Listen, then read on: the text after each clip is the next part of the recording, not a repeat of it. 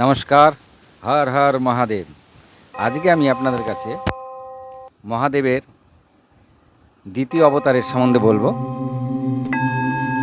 তার আগে মহাদেবের সম্বন্ধে কিছু বলা দরকার। আমাদের যে ত্রিদেব আছে, ব্রহ্মা হচ্ছে সৃষ্টি করেন, বিষ্ণু হচ্ছে প্রতিপালন করেন, আর দেবাদিদেব মহাদেব হচ্ছে সংহার করেন। তাই সংহারের দেবতা আমাদের মহাদেব। বিষ্ণু যেমন 24 অবতার নিয়ে এসেছিল পৃথিবী লোকে, তেমনি মহাদেবও 19 অবতার নিয়ে এসছে, এবং প্রত্যেকটা অবতারের কিছু না কিছু কার্য থাকে। আজকে আমি আপনাদের কাছে মহাদেবের দ্বিতীয় অবতার সম্বন্ধে কথা বলবো।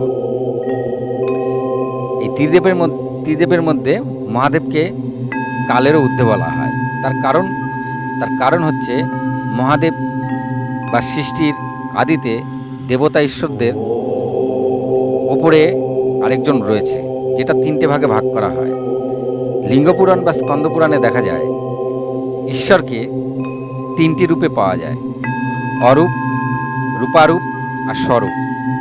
অরূপ হচ্ছে যার কোনো রূপই নেই, যে সৃষ্টির আগেও যেমন ছিল, সৃষ্টির সময়ও তেমন আছে, সৃষ্টি শেষ হয়ে গেলেও তেমনই থাকবে, সে হচ্ছে অরূপ। এই অরূপের পরে আসে রূপারূপ। রূপারূপ হচ্ছে নিরাকার, যা অরূপকেই মহাদেবের জ্যোতি বলা হয়, বা তার কোনো আদি বা অন্ত নেই, তিনি অনন্ত। তারই নিরাকার রূপ হচ্ছে নারায়ণ।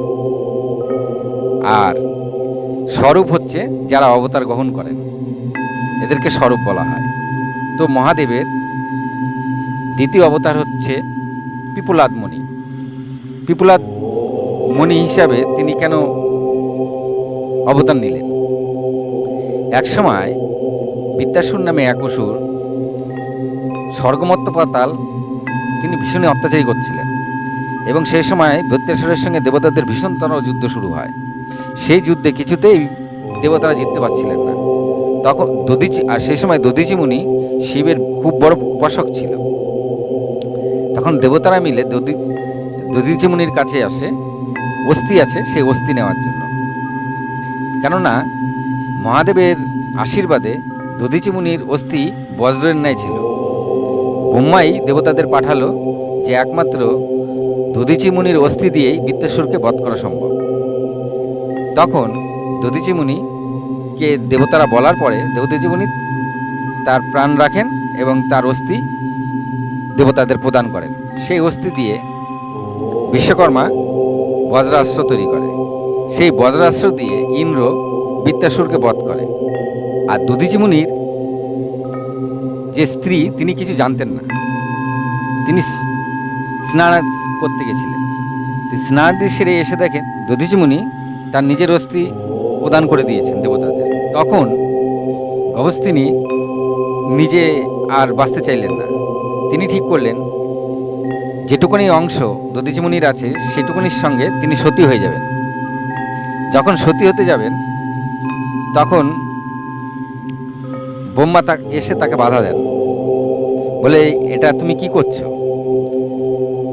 তখন বলে যে আমার স্বামী যখন নেই, তাহলে আমি আমার দেহ আমি বেঁচে থেকে কি করব? তখন বলল সে তো ঠিক আছে, কিন্তু তোমার গর্ভে তো এক সন্তানও আছে। তখন গবস্তিনী বলল, হ্যাঁ আমার গর্ভে সন্তান আছে। বলে তাকেও তুমি জেনে তাতে তুমি পাপের ভাগী হবে, একে নিয়ে যদি তুমি সতী হও। তখন গবস্তিনী এক পিপল গাছের তলায় বসে তিনি তার বাচ্চা প্রসব করেন। প্রসব করে পিপল গাছকে বলেন যে দিন আমি ছিলাম ততদিন আমি তোমাদের সেবা করেছি, মহাদেবের আরাধনা করেছি, মহাদেবের পূজা করেছি, আমার স্বামী মহাদেবের ভক্ত ছিল। তা আমি সতী হব, তা আমার বাচ্চাকে দেখভালের ভার এখন থেকে আপনি নিন। বলে পিপল গাছের নিচে নিজের বাচ্চাকে রেখে তিনি তার স্বামীর অংশের সাথে সতী হয়ে যান। আর সেই বাচ্চাই ছিল পিপলাদ, শিবের অবতার। সেই সময় পিপল গাছ তার নিজের শরীরের মধ্যে খানিকটা গহ্বরের মতন সৃষ্টি করেন। সেখানে পিপলাদ বড় হয় পিপল গাছের রস খেয়ে। তাই নারদ তার নাম দেন পিপলাদ। এই পিপলাদ মুনি যখন ধ্যানে জ্ঞানে শিবের ধ্যান জ্ঞান করতেন, শিবের প্রচণ্ড তিনি আরাধনা করতেন, যখন তার বয়স 5 বছর, তখন তিনি অনেক জ্ঞান অর্জন করে ফেলেন। জ্ঞান অর্জন করার পরে তখন তিনি ভাবেন যে আমার এইটুক বয়সে আমার বাবা পিতা মারা গেল, মাতা চলে গেল, আমি কি দোষ করেছিলাম, আমি কেন এত শাস্তি পেলাম। তখন মহাদেব তাকে দেখা দেন। তখন পিপলাদ মুনি মহাদেবকে বলেন যে আমাকে এমন কিছু দিন যাতে আমি যার দিকে তাকাবো সে যেন ভস্ম হয়ে যায়।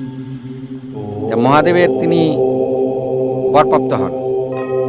সেই সময় নারদ, কিন্তু এই বরপ্রাপ্ত হওয়ার আগে তিনি নারদের দেখা পান পিপলাদ মুনি। তা নারদকে তিনি জিজ্ঞাসা করেছিলেন যে আমার এত শাস্তি হচ্ছে কেন। তখন নারদ বলল শনির প্রকোপ ছিল। তা বললো আমার এইটুক বয়সে শনির প্রকোপ, এটা ঠিক নয়। তাই তিনি ঠিক করলেন শনিকে শাস্তি দেবেন। যথারীতি শনিকে আহ্বান করার পরে শনি যখন আসে, তিনি শনিকে নিজের চোখের জ্যোতি দিয়ে ভস্ম করতে থাকেন। তখন শনিদেব জ্বলতে থাকলে সব দেবতারা মিলে ব্রহ্মার কাছে যান। ব্রহ্মাকে কি বলেন যে এরকম শনি যদি এরকম পুড়ে যায় তাহলে পরে কিন্তু সৃষ্টিতে ব্যাঘাত ঘটবে।